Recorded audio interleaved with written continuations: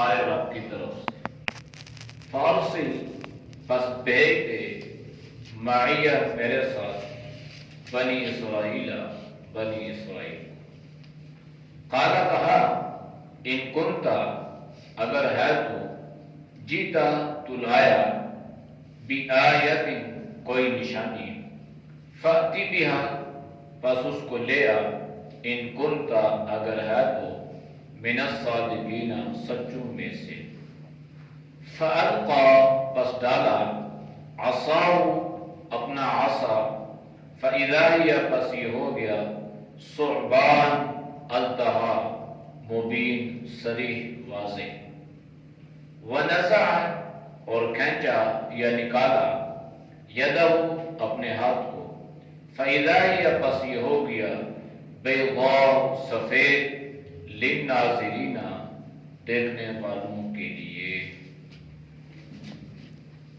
ثم جو ہے یہ تراخی کے لیے عربی گرامر کے اعتبار سے اس سے یہ بات معلوم ہوئی کہ جس طرح اللہ نے حضرت موسیٰ علیہ السلام کو رسول بنا کر قوم کی ہدایت کے لیے بھیجا، اس سے پہلے بھی اللہ نے انبیاء علیہ السلام کو بھیجا۔ تفصیل گزر چکی ہے، تقریباً 5 انبیاء علیہ السلام کا ذکر ہوا، ان کی قوموں کا ذکر ہوا، پھر اللہ نے ان کی ہلاکت کو بھی بیان فرمایا۔ مشرکین مکہ کے سامنے اس تاریخ کو بیان کرنے کا مقصد بھی یہی تھا کہ پہلی بات تو یہ ہے کہ آپ اس سے سبق حاصل کرو، دوسری بات یہ ہے کہ اگر تم نبی کی مخالفت کرو گے، اسے ایذا دو گے، تو پھر جس طرح پہلی قوموں کو اللہ نے ہلاک کیا تم بھی ہلاک کیے جاؤ گے۔ تو یہ ساری باتیں جو تھی یہ ان کی عبرت کے لیے تھی، ان کی سبق کے لیے تھی، ان کی نصیحت کے لیے تھی۔ اور عقلمند آدمی جو ہے وہ ماضی سے سبق حاصل کرتا ہے، وہ کبھی ان لوگوں کے طریقوں کو نہیں اپناتا جن پر اللہ کا غضب، اللہ کا قہر، اللہ کا عذاب نازل ہوا، بلکہ وہ ہمیشہ کوشش کرتا ہے کہ ان لوگوں کے طریقے کو اپنائے اور ان کے نقش قدم پر چلے جن پر اللہ کی طرف سے انعام اور اکرام نازل کیا گیا ہو۔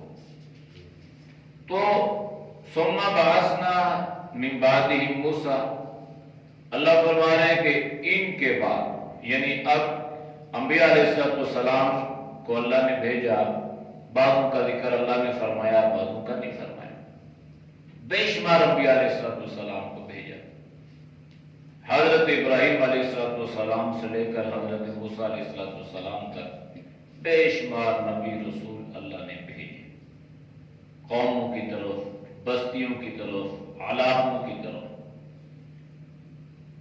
تو حضرت موسیٰ علیہ السلام کا واقعہ جو ہے یہ قرآن میں قدر تفصیل سے مذکور ہے،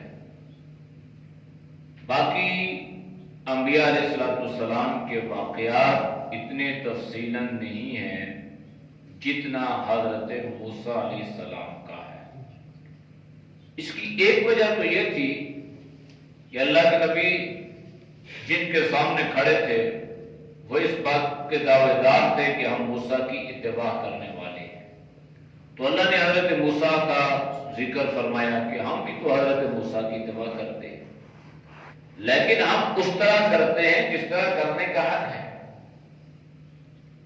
لیکن تم جو ہے موسیٰ کی تعلیمات سے ہٹ چکے ہو اور اللہ کے احکامات کو پس پش ڈال چکے ہو، تو اب تمہیں صحیح طریقہ بتایا جائے گا کہ حضرت موسیٰ کی اتباع کس انداز سے کی جائے گی۔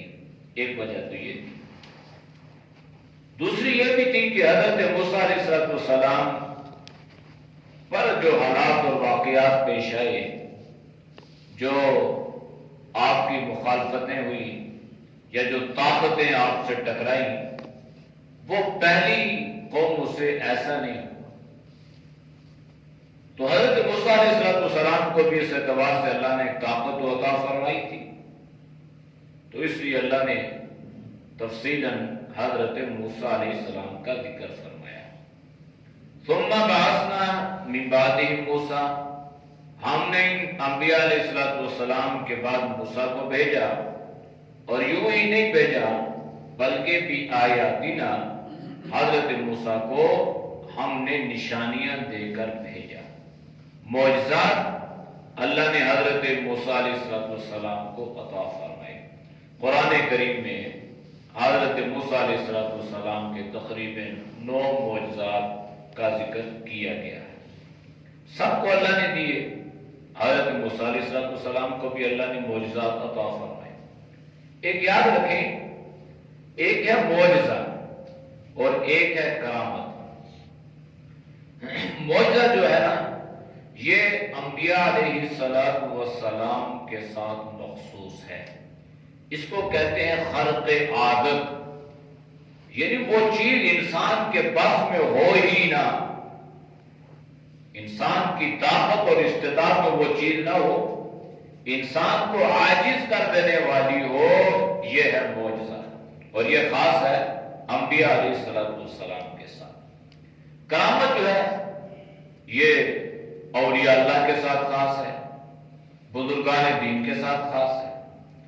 اللہ ان کی شان کو، ان کی فضیلت کو، ان کی عظمت کو بلند کرنے کے لیے کبھی کوئی ایسی کرامت کا ظہور فرما دیتا ہے، لیکن کرامت ہو یا معجزہ ہو، دونوں اپنی مرضی سے ظاہر نہیں ہوتی، یہ اللہ کی مرضی سے ظاہر ہوتی ہے۔ اللہ کی مرضی ہی سے ان کا ظہور اور صدور ہوتا ہے، اپنی مرضی سے نہ معجزے کا ظہور ہوتا ہے، اپنی مرضی سے نہ کرامت کا ظہور ہوتا ہے۔ تو اللہ نے حضرت موسیٰ علیہ السلام کو بھی معجزات عطا فرمائے، اور یہ معجزہ دے کر اللہ نے حضرت موسیٰ کو بھیجا کس کی طرف؟ اِلیٰ فرعون۔ بھیجا تو سب کی طرف تھا نا، یہ نہیں تھا کہ صرف فرعون کی طرف آپ کو نبی بنا کر بھیجا گیا تھا، سب کی طرف بنا کر بھیجا گیا، لیکن بالخصوص جو تھا فرعون کا ذکر اس لیے کیا کہ اس دور کا سب سے بڑا ظالم جابر انسان جو تھا یہ فرعون تھا۔ اس کا اصل نام جو کتابوں میں آیا ہے، بعضوں نے لکھا ہے اس کا اصل نام جو تھا قابوس تھا، اور بعض جگہوں پہ آیا ہے کہ اس کا نام مصر بن ریان اس کا نام تھا۔ مصر کا جو بادشاہ ہوتا تھا اس کا لقب جو ہوتا تھا وہ فرعون ہوتا تھا، تو لقب کے اعتبار سے جو ہے اللہ نے قرآن میں اس کا ذکر فرمایا۔ جیسے ایران کا بادشاہ کا لقب تھا، روم کے بادشاہ کا، اور اسی طرح عرب یا چین خاقان اور کیس و کسرا، اور یہ سارے بادشاہوں کے القاب تھے، تو فرعون کا بھی لقب تھا۔ اب یہ تھا بڑا ظالم جابر، اور اس نے اللہ کی ربوبیت میں گویا یہ دعویٰ کیا کہ وہ انا ربکم الاعلی، کہ اعلیٰ سب سے بڑا رب ہے۔ تو اللہ نے حضرت موسیٰ کو فرمایا کہ اذهب الى فرعون انه طغى، جاؤ فرعون کی طرف، ہے بڑا سرکش۔ حضرت موسیٰ تو جانتے تھے کہ یہ سرکش ہے، اس لیے کہ خدائی کا نام ہے نا، اللہ کا نظام، اللہ کی طاقت، اللہ کی قدرت، اللہ کی تدبیر،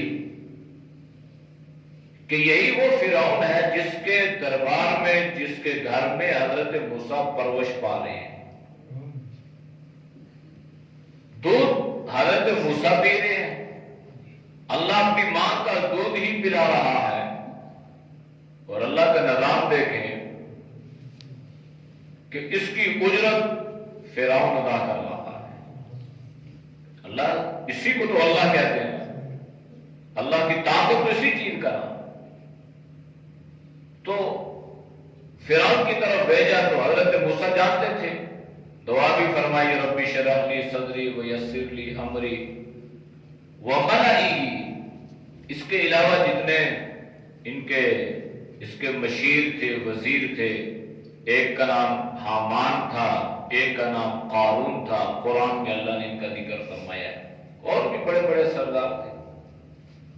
تو اس میں یہ پیغام ہے کہ چاہے کوئی سرپھرا ہو، چاہے کوئی ظالم ہو، چاہے کوئی جابر ہو، چاہے کوئی قاتل ہو، اللہ کا پیغام پہنچانا ہے، اس سے بری نہیں ہونا۔ بندہ یہ کہے کہ جناب وہ تو میں اس کے پاس کیسے جاؤں جی، اس نے تو اتنے قتل کیے ہیں، وہ تو زانی ہے اور وہ شرابی ہے اور وہ بدکار ہے اور وہ ایسا ہے اور جیسا بھی ہو، اگر اس کو اللہ کا پیغام نہیں پہنچائیں گے یا اس کو دین کی بات نہیں بتائیں گے، اگر بالفرض وہ اسی طرح دنیا سے چلا گیا اور اللہ کی عدالت میں اگر اس نے مقدمہ ظاہر کر دیا، یا اللہ مجھے تو کسی بتانے والے نے بتایا ہی نہیں، تو پھر پکڑ تو سب کی ہوگی۔ اسی لیے امام غزالی رحمۃ اللہ علیہ نے احیاء العلوم میں لکھا ہے کہ اگر کسی کافر کو اسلام کی حقانیت نہ پہنچی ہو اور اس کو اسلام کا پیغام، دین کی دعوت نہ پہنچی ہو، وہ کافر پیدا ہوا، کبھی کسی نے اسلام کے بارے میں اس کو سبق یا درس نہ دیا ہو یا اس کو اسلام کی طرف اس کو مائل کرنے کی کوشش نہ کی ہو، اگر وہ اسی حالت میں مر گیا تو امام غزالی فرماتے ہیں اس کے کفر کا وبال اور گناہ سارے مسلمانوں پر تقسیم کیا جائے گا۔ معمولی بات تو نہیں۔ اس لیے بہرحال اپنی استطاعت، اپنی طاقت کے مطابق کبھی انسان بری نہ ہو کہ میں نے بہت کچھ کر دیا، نہیں بھائی، آپ نے اپنا پیغام جو ہے وہ لوگوں کو سنانا ہے، باقی نتیجہ اللہ پہ چھوڑنا ہے۔ ہم نتائج کے مکلف نہیں ہیں، ہم کہنے کے مکلف۔ بس کوئی ناراض ہوتا بھی، کوئی خوش ہوتا بھی، ہمیں نہ لوگوں کی ناراضگی سے کوئی غرض، نہ اس کی خوشنودی سے، غرض یہ ہونی ہے کہ ہمارا اللہ ہم سے راضی ہو جائے۔ تو اللہ نے فرعون کا کہ موسیٰ کو فرعون کے پاس بھیجا، سرداروں کے پاس بھیجا، فَظَلَمُوا بِهَا۔ شروع میں اللہ نے اس نے ان کا انکار کر دیا، یعنی ظلم کیا، بربریت کا مظاہرہ کیا۔ قرآن نے تو ذکر نہیں کیا نا، قرآن نے تو یہ ذکر کر دیا کہ حضرت موسیٰ گئے، فَظَلَمُوا بِهَا، اس نے انکار کر دیا، آپ کی دعوت کو ماننے سے انکار کر دیا، ظلم کیا، زیادتی کی، تعدی کی۔ فَانظُرْ، تو کوئی بات نہیں ہے، آخر اللہ کا نظام تو ہے، اللہ کی لاٹھی جو ہے یہ بے آواز ہوتی ہے۔ فرمایا کہ پس دیکھیے کیف کان عاقبۃ المفسدین، اس فسادی کا انجام کیا ہوا۔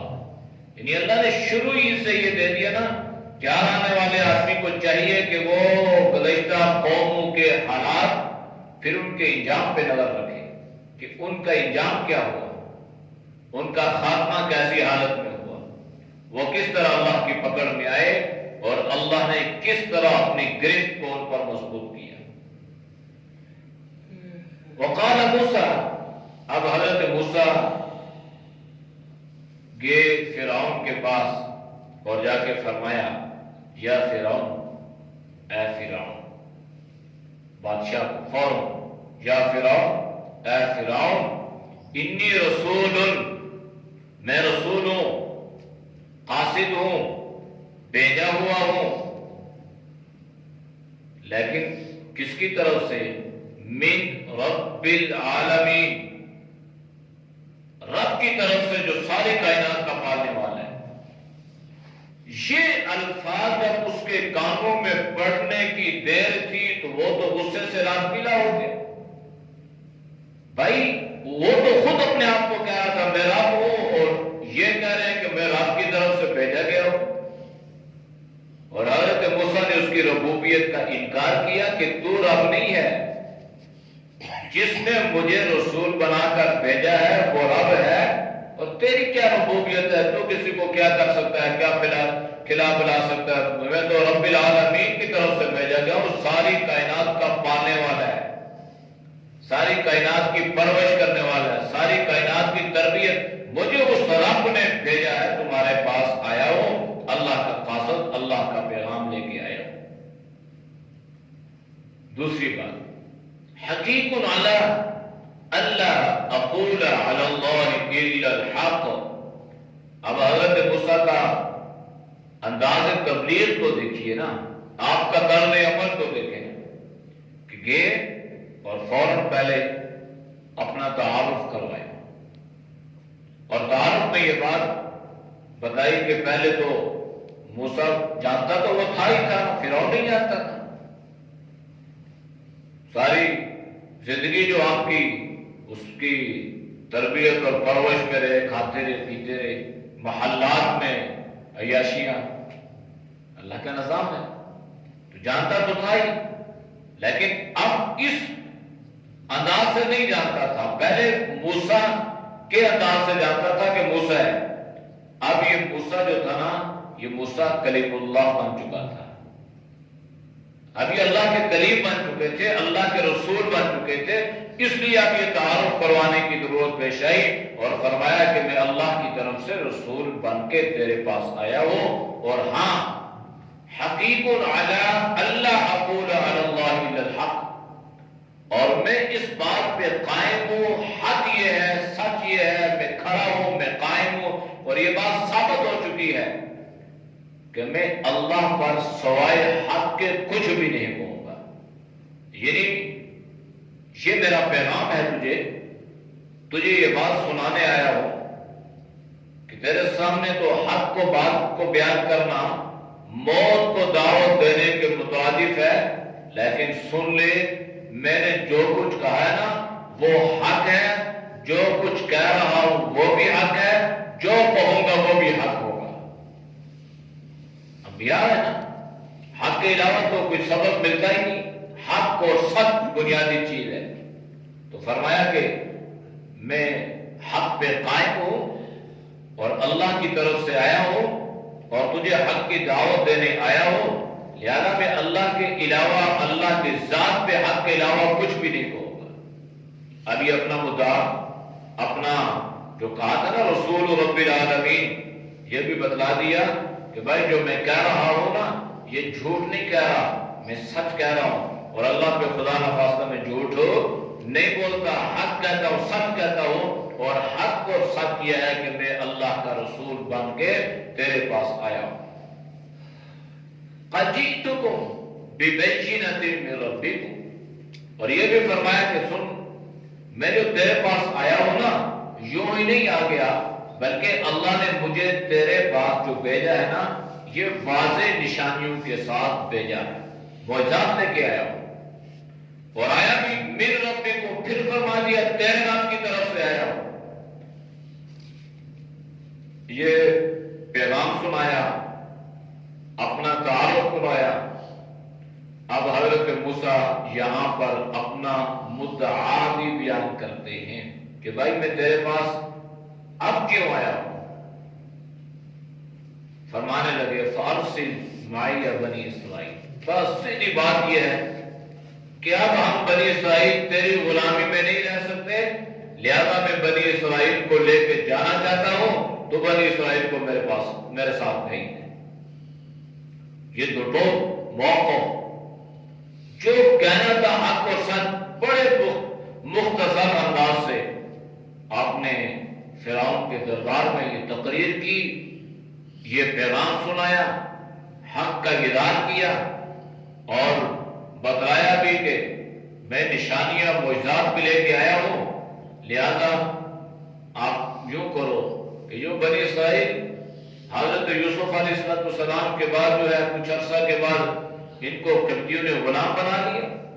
اب ہم اس غلامی کو برداشت نہیں کر سکتے، یہ دنیا کی سب سے بڑی لعنت ہے، ہم اس لعنت سے نکلنا چاہتے ہیں، لہذا تم بنی اسرائیل کو ہمارے والے. غلامی جو ہے نا، غلامی یہ بہت بری چیز ہے. یہ اس دور میں بھی ان کو پسند نہیں تھی، تو آپ کس کو پسند ہو؟ اور بنی اسرائیل کو انہی قبطیوں اور یہودیوں نے اپنی غلامی میں جھگڑ لیا تھا، اور اس میں سیر فہرست جو تھے وہ یہودی تھے، تعداد میں کم تھے، لیکن ہر چیز پہ جو قبضہ تھا نا وہ یہودیوں کا تھا. اور اب بھی ایسے یہودی تعداد میں کم ہے، زیادہ نہیں، سید زیادہ ہے. امریکہ میں دیکھ لیں، باقی جگہوں پہ دیکھ لیں، لیکن ان پہ جو غلبہ ہے، جو قبضہ ہے، وہ یہودیت کا ہے. اقتصادی اور معاشی ماہرین جو ہے نا، یہ سارے کے سارے یہودیوں کے پاس ہیں. انہوں نے ایسی محنت کی ہے، ایسا نظام چلایا کہ ساری دنیا کی معیشت کو اپنے قبضے میں لیا ہے، اور اس انداز سے وہ غلامی میں ساری دنیا کو جھگڑا ہوا ہے. ہم جو کہتے ہیں نا آزاد، ہماری کیا آزادی؟ ہماری آزادی کی اندرونی حالت تو یہ ہے کہ ہم گندم کی قیمت بھی خود مقرر نہیں کر سکتے. پھر کیا ہونا آزادی ہے؟ وہ کہاں سے مقرر ہو گیا؟ گندم کھیت ہمارے، فصلیں ہماری، مزدور ہمارے، کسان ہمارے، زمینیں ہماری، مالی کام، منڈیاں ہماری، لیکن صورتحال یہ ہے کہ گرفت کتنی مضبوط ہے. تو اس لیے حضرت موسیٰ نے فرمایا کہ بھائی اس غلامی سے نجات چاہتے ہیں، لہذا بنی اسرائیل کو ہمارے حوالے کر.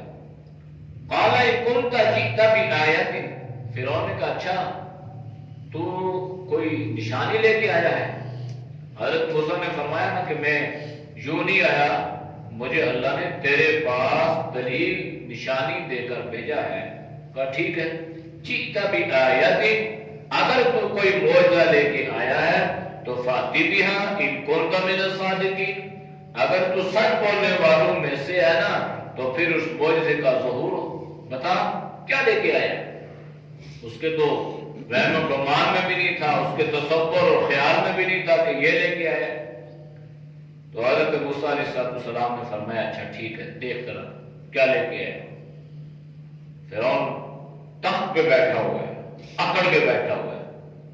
حضرت موسیٰ جیسے اللہ نے آپ کو شان تو عطا فرمائی تھی نا، انبیاء علیہ السلام کا اپنا ایک مقام اور مرتبہ اور دبدبہ تو اللہ نے رکھا ہے، لیکن اس کے ساتھ ساتھ عجز اور انکساری کا غلبہ بھی ہوتا ہے.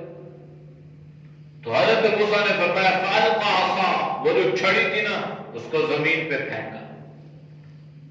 فَإِذَا هِيَ ثُعْبَانٌ مُّبِينٌ، اس چھڑی کو پھینکنا ہی تھا، اللہ نے اس چھڑی کو اژدہا بنا دیا.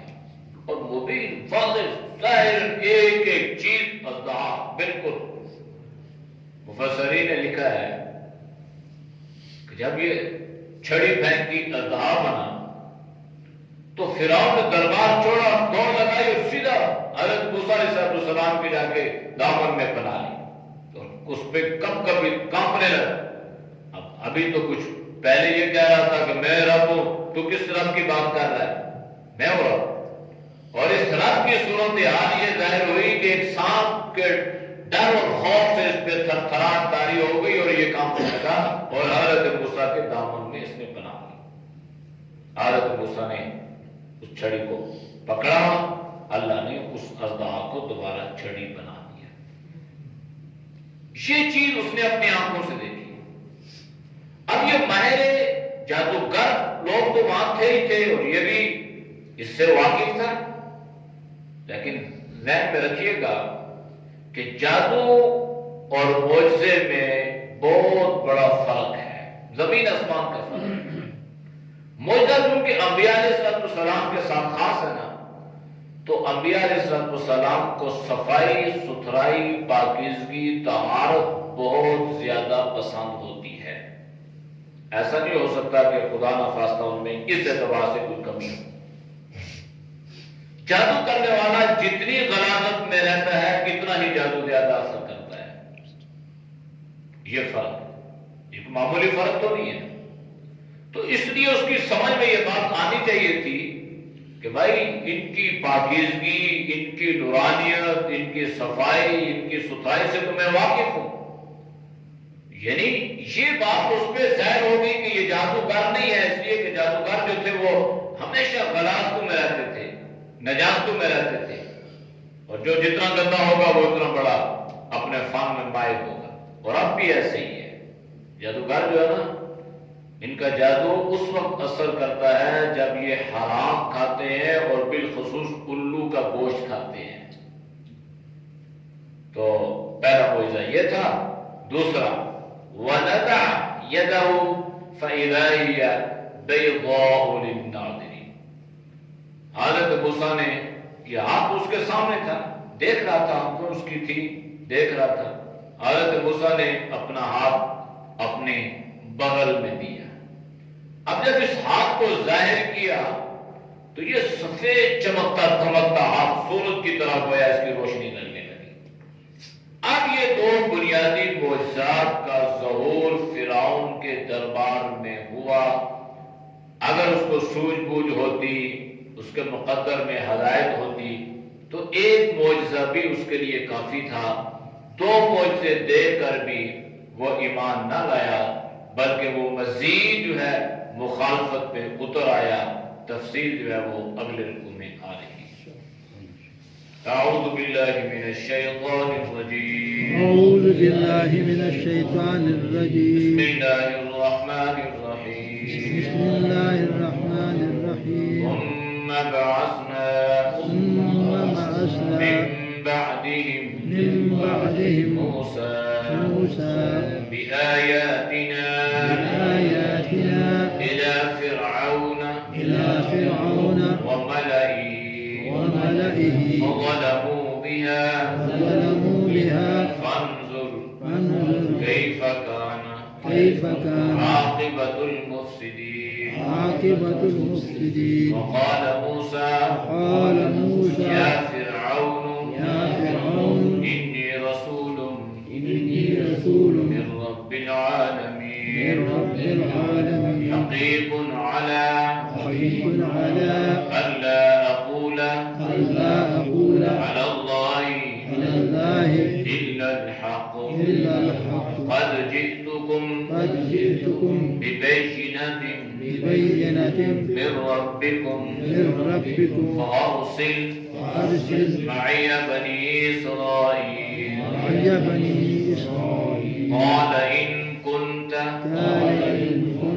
جئت بآية فأت بها إن كنت من الصادقين. فألقى عصاه فإذا هي ثعبان مبين. ونزع يده فإذا هي بيضاء للناظرين. الحمد لله رب العالمين والعاقبة للمتقين والصلاة والسلام على النبي الكريم. یا اللہ ہم سب کے سجد کی رکھنا کو معاف فرما، گناہوں سے حفاظت فرما، نیک اعمال کی توفیق نصیب فرما. برے اعمال سے، برے خیالات سے اللہ تو پوری امت کی حفاظت فرما. یا اللہ ہم سب کو علم و عمل والے دن بھی نصیب فرما، تقوی طہارت والے دن بھی نصیب فرما. یا اللہ ہر طرح کی غلاظتوں سے، خباثتوں سے، اے اللہ ہر طرح کی ناپاکیوں سے، نجاستوں سے اللہ تو پوری امت کی حفاظت فرما. یا ارحم الراحمین جتنے دوست و بزرگ تیری رضا کے لیے درس قرآن سنتے ہیں اللہ ان کے سننے کو قبول فرما. اللہ درس قرآن کے صدقے اللہ تو سب کو دین دنیا کی بلہیاں نصیب فرما. اے اللہ دونوں جہانوں کے عزت نصیب فرما. یا اللہ ہمارے اس عمل کو ہم سب کے لیے دین اور دنیا میں عزت کا ذریعہ بنا. یا اللہ اپنی رضا اور اخلاص نصیب فرما. دین کی محنت کرنے کی توفیق نصیب فرما. صلی اللہ تعالی علی نبی الامی وعلی آلہ وصحبہ اجمعین برحمتک یا ارحم الراحمین.